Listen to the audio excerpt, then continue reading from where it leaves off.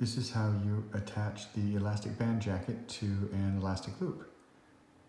Open it up, simply put the elastic loop in and connect the Velcro strips on the side. Attach the second elastic band jacket on the other side, and what you want is the padding to be on the inside, or the labels to be on the outside. So the padding is what's going to be next to your skin. And there you go.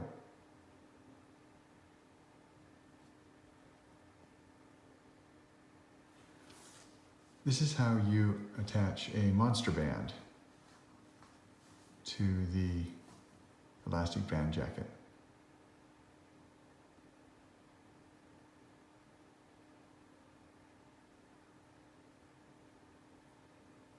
And this is how you attach the elastic band jacket to a different type or a smaller monster band for different exercises.